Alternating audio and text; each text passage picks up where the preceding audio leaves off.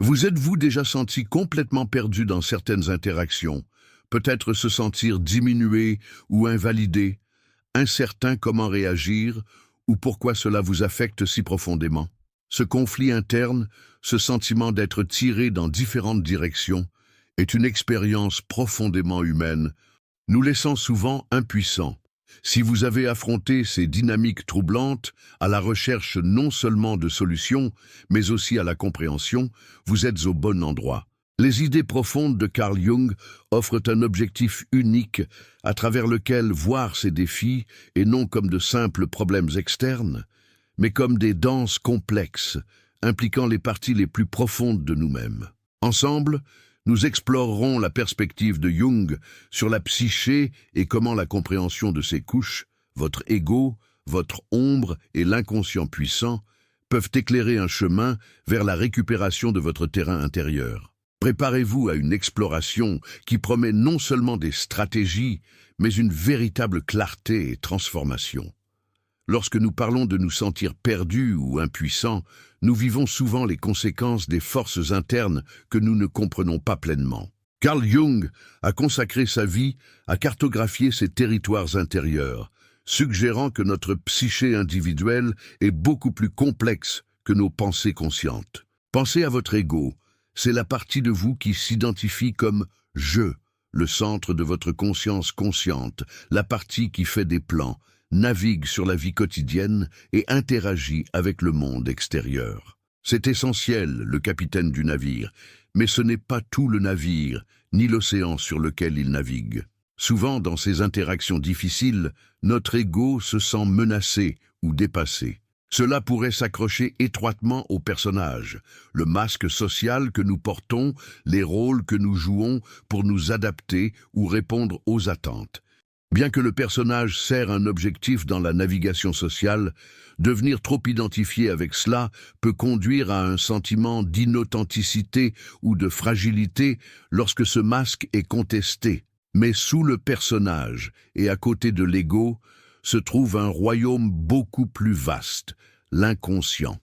L'inconscient, selon Jung, n'est pas seulement une poubelle pour les souvenirs oubliés, c'est une partie dynamique et vivante de nous, contenant des aspects que nous avons reniés, des désirs que nous avons supprimés et des modèles universels de l'expérience humaine. C'est là que réside l'ombre, la partie de nous-mêmes que nous jugeons inacceptable, les impulsions, les faiblesses ou même les forces que nous refusons ou rejetons.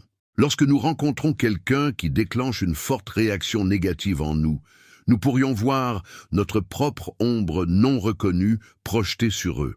Cette projection est une source principale de conflits et de malentendus, ce qui nous laisse attaquer ou invalider sans saisir pourquoi. Comprendre l'ombre est crucial, car l'intégrer est une étape vitale dans le processus d'individuation, le terme de Jung pour le voyage à vie pour devenir un individu unique et unique, intégrant les parties conscientes et inconscientes de la psyché.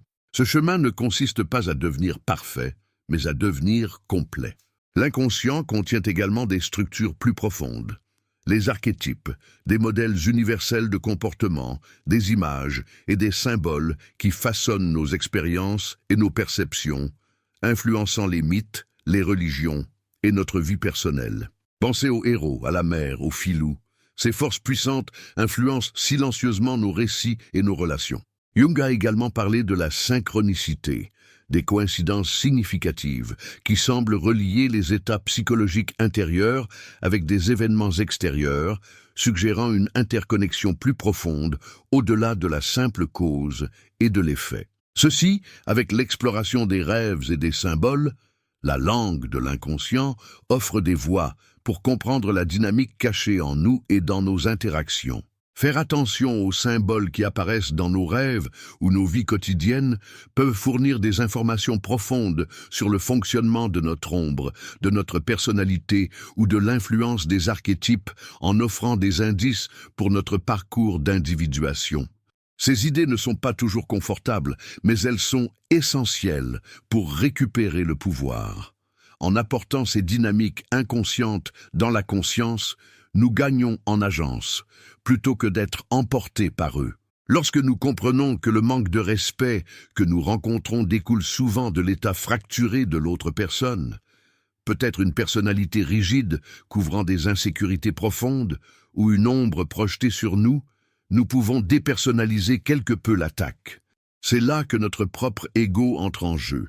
L'ego est le centre de notre esprit conscient, la partie qui navigue sur la réalité, fait des choix et interagit avec le monde. C'est le « je » avec lequel nous nous identifions. Notre personnalité est l'aspect de l'ego que nous présentons aux autres, une adaptation nécessaire à la vie sociale. Mais si notre ego est fragile ou que notre personnage est trop investi dans la recherche d'approbation, nous devenons très sensibles à la validation ou à la critique externe.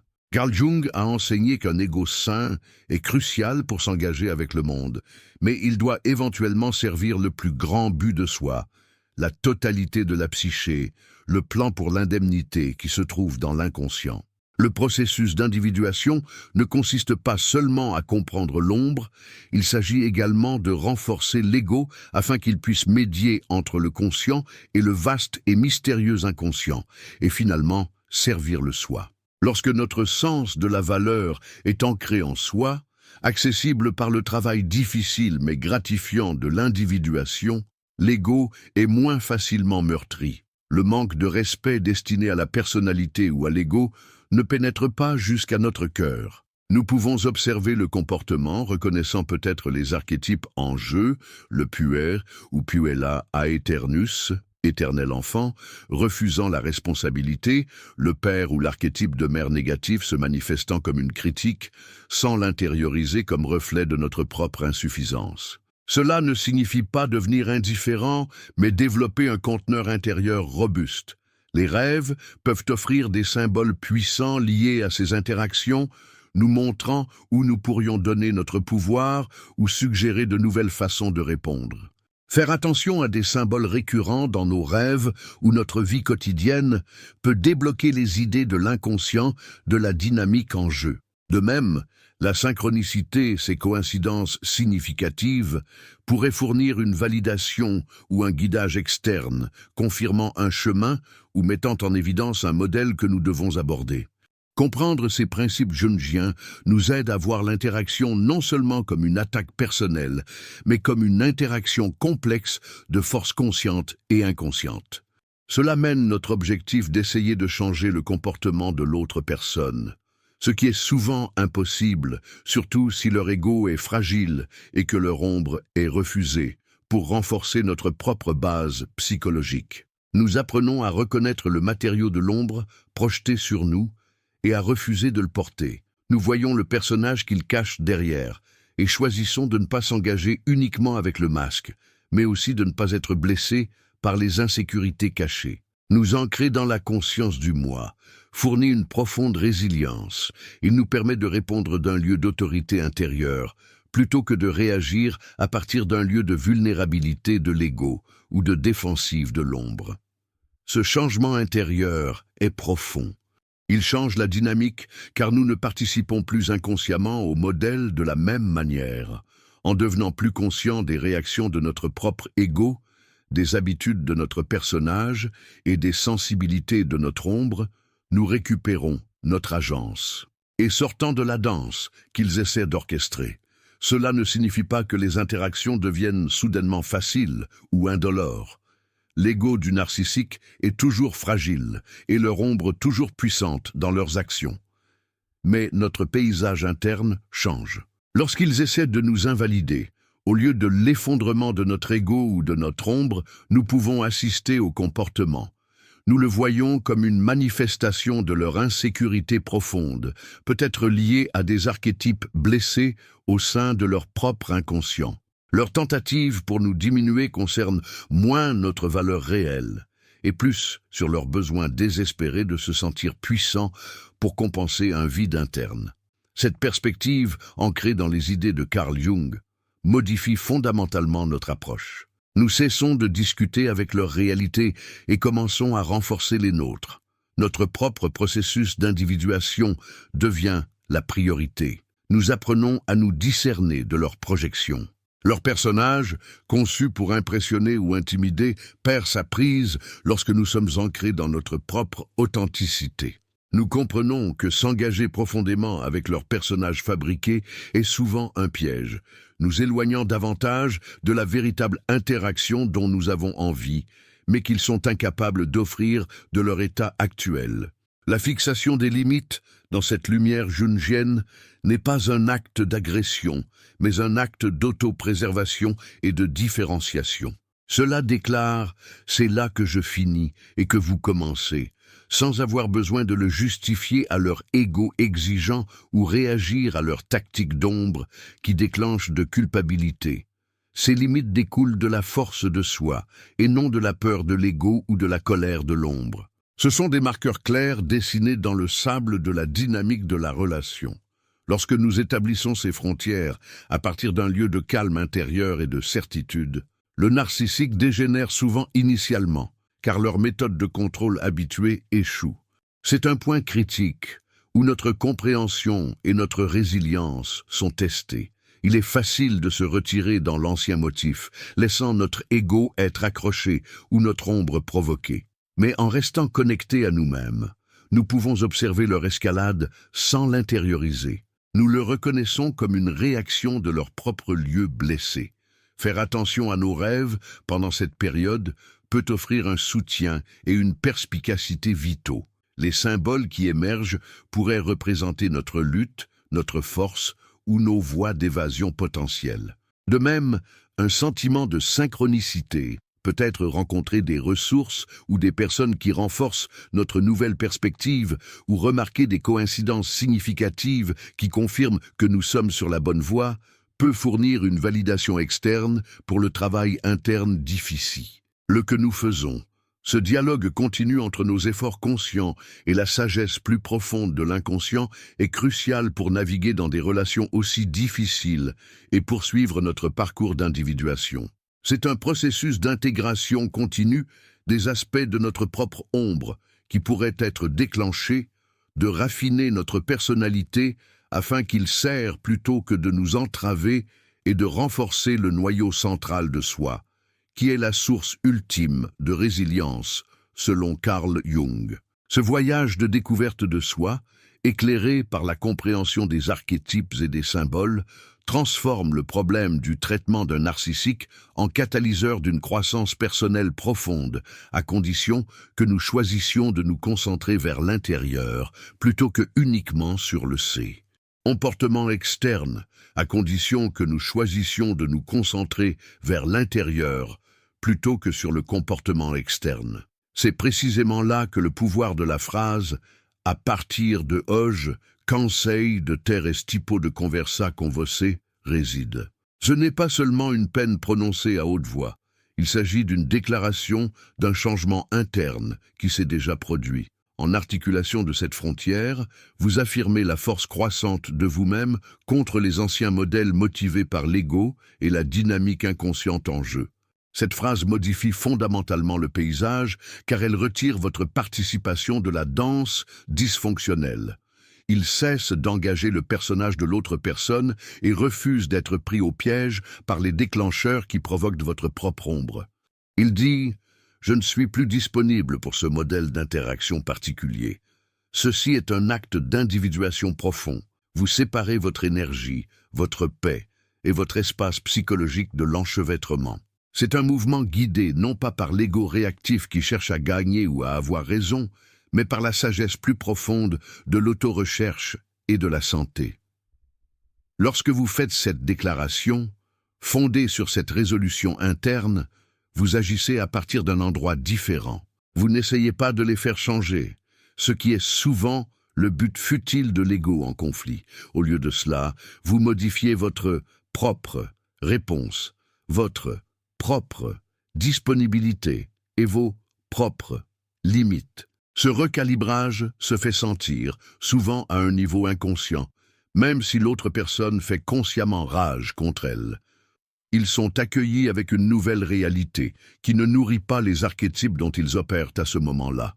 Les symboles de la relation commencent à changer. Leur réaction pourrait être intense, Cela pourrait déclencher de vieilles peurs ou repousser contre les limites de votre personnage. Leur ego, habitué à l'ancienne dynamique, peut dégénérer. Leur côté de l'ombre peut s'en prendre à la perte de contrôle ou au défi de leurs modèles établis. C'est là que rester connecté à vous-même est primordial. Vous observez leurs réactions non pas comme un échec de votre frontière, mais comme une réponse prévisible de leur propre structure psychologique. Comprendre le concept de l'inconscient nous aide ici. Leur réponse n'est souvent pas une attaque calculée, autant que celle d'un mécanisme de défense profondément inséré, souvent inconscient. Votre nouvelle limite perturbe ce mécanisme et la réaction initiale peut être chaotique. Faire attention à vos rêves pendant cette période peut offrir un aperçu précieux de votre propre traitement inconscient de ce changement. Y a-t-il des symboles de libération, de lutte, de nouvelles structures en cours de construction? Ceux-ci fournissent des commentaires vitaux. De plus, gardez un œil sur la synchronicité. Lorsque vous vous engagez sur ce chemin d'individuation, vous remarquerez peut-être des coïncidences significatives ou des événements externes qui semblent soutenir vos efforts ou confirmer que vous vous déplacez dans la bonne direction. Carl Jung a vu la synchronicité comme des principes de connexion acausale, suggérant un ordre plus profond en jeu qui résonne avec notre état psychologique intérieur. La recherche de validation externe à travers de tels moments peut renforcer votre résolution lorsque vous faites face au recul inévitable de l'ancienne dynamique. Ce processus consiste moins à les gérer et à plus de maîtrise vous-même, à intégrer vos aspects de l'ombre qui sont déclenchés, à affiner votre personnalité pour servir votre moi authentique et à permettre à ce noyau central de guider vos interactions. Votre stabilité, enracinée dans votre moi, agit comme un miroir qu'ils ne peuvent pas facilement déformer. Carl Jung a souligné l'importance de la conscience confrontée à l'inconscient. Votre choix conscient de maintenir vos forces limites, un moment où leurs modèles inconscients sont nettement visibles, même s'ils réagissent immédiatement en essayant d'aveugler le miroir. Cette perturbation peut se manifester de diverses manières. Une intensité accrue tente de tirer les autres dans les changements dynamiques et soudains de comportement, souvent temporaires. Ce sont des symboles de leurs troubles intérieurs. Ils sont confrontés à leur propre impuissance, à leur manque de connexion authentique, au vide derrière la personnalité qu'ils ont si soigneusement construite. Votre souveraineté psychologique démontre que vous n'êtes plus disponible pour jouer le rôle dans lequel ils vous lancent dans leur drame interne. Un drame souvent motivé par des archétypes inconscients comme la victime, le persécuteur ou le sauveteur. Il ne s'agit pas de les faire changer ou de forcer leur parcours d'individuation. Vous ne pouvez pas contrôler le chemin d'une autre personne. Il s'agit de réclamer votre propre espace interne, votre propre auto-automne. En refusant d'engager les jeux d'ego, vous mettez en évidence la futilité de leurs tactiques, leurs aspects de l'ombre, qu'ils projettent vers l'extérieur pour éviter de se confronter, ne trouvent aucun lieu de repos confortable sur votre moi stable. Cela oblige une confrontation avec leur propre partie désavée, leurs craintes, leurs insécurités. C'est un moment douloureux pour eux, car ils remettent en question le fondement même de leur structure d'ego. Votre tâche reste ancrée dans votre propre monde intérieur. Continuez à prêter attention à vos rêves pour obtenir des informations sur votre propre paysage émotionnel et le traitement de cette dynamique. Quels symboles apparaissent? Pointe-t-il vers la libération ou les conflits internes persistants? Remarquez toute synchronicité qui confirme que vous restez fidèle à vous-même et votre chemin d'individuation. C'est le chemin de l'intégration de votre propre ombre, de comprendre vos propres modèles archétypaux et de garantir que votre personnage sert votre moi authentique, pas une attente externe ou les exigences de l'ego d'un autre. Votre souveraineté psychologique n'est pas une arme utilisée contre eux. C'est un état d'être, un pouvoir silencieux qui déplace toute la dynamique simplement en étant ancré dans votre moi authentique. Vous n'essayez pas de réparer leur inconscient. Vous vivez simplement à partir de votre propre centre intégré, permettant à leurs réactions d'être des informations sur leur propre état interne, plutôt qu'une force déstabilisante pour vous. Cette compréhension, enraciné dans les principes explorés par Carl Jung, offre un cadre pour naviguer dans ces relations complexes avec la clarté et la préservation de votre paix intérieure. En incarnant cette frontière, vous ne fixez pas seulement une limite, vous adoptez une profonde vérité psychologique sur le respect de soi et l'autonomie et l'authenticité. Il signifie une décision interne profonde, un objectif psychologique qui résonne par votre être. Lorsque vous essayez de fixer une frontière avec des mots seuls, mais que votre état interne détient toujours l'énergie de l'espoir, de la peur ou du désir de validation, le narcissique, ou toute personne à l'écoute, consciemment ou inconsciemment, a des indices énergétiques subtils, ressentira l'incongru. Carl Jung a compris que l'inconscient communique non seulement à travers des symboles dans les rêves, mais à travers l'énergie ressentie, une atmosphère autour d'une personne. Votre ego pourrait parler du script du désengagement. Votre personnage soigneusement construit peut être calme et composé. Mais si votre énergie inconsciente est toujours fortement investie, à la recherche de connexion ou de validation, ou toujours saisie par l'ombre des blessures passées, c'est le signal qui est transmis. C'est pourquoi le but psychologique est primordial. Il s'agit d'aligner vos mots avec votre vérité intérieure, avec un véritable retrait énergique de la dynamique infructueuse. Il s'agit de l'auto-affirmant sa souveraineté sur les impulsions de l'ego pour réengager le modèle familier et douloureux. La réalisation de cette congruence nécessite une profonde conscience de soi, une compréhension de vos propres aspects de l'ombre qui pourraient être accrochés et les modèles archétypaux qui se déroulent. Adoptez-vous inconsciemment un archétype de sauveteur, une victime ou peut-être un personnage de plaisir? Reconnaître ces chauffeurs sous-jacents, souvent illuminés par des idées de vos rêves et des symboles qui leur apparaissent, est un travail crucial. Le parcours de l'individuation exige que vous vous confrontez ces parties de vous-même, en les mettant dans la conscience, afin qu'ils ne dictent plus inconsciemment votre investissement énergique. Lorsque votre énergie se déplace vraiment, lorsque l'inconscient ne nourrit plus le désir d'engager ou de chercher quelque chose de l'autre personne, l'interaction externe change fondamentalement. Il ne s'agit pas de les faire comprendre ou changer, il s'agit de changer votre propre équation énergique. Ce décalage interne, ce mode de réalisation de l'objectif psychologique, devient palpable. Il communique la frontière beaucoup plus efficacement que toute phrase parfaitement formulée, parlée à partir d'un lieu de conflit interne.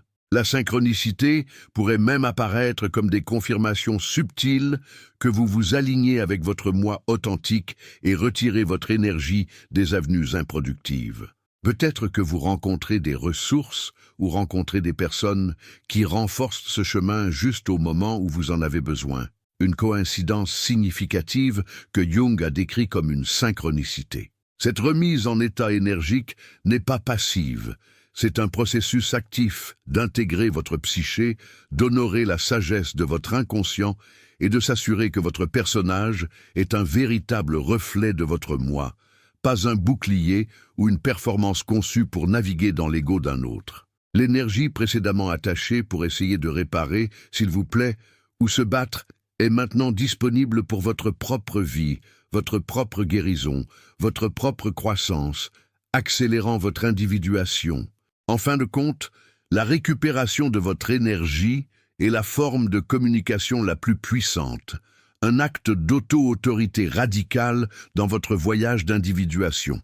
Il ne s'agit pas de réparer l'ego ou le personnage de l'autre personne, mais d'intégrer votre propre ombre et votre matériel inconscient, d'interpréter vos rêves et symboles pour conseil et à s'aligner sur votre moi authentique, un processus défendu par Carl Jung et souvent marqué par une synchronicité significative. Ce travail difficile mais gratifiant libère une énergie vitale pour votre véritable croissance. Comment la compréhension de votre propre énergie psychologique a-t-elle affecté vos relations? Partagez vos réflexions dans les commentaires ci-dessous. Si vous vous considérez comme un penseur profond prêt à explorer les profondeurs de l'inconscient et le chemin de l'individuation, assurez-vous de vous abonner et d'activer les notifications afin de ne pas manquer de futures idées.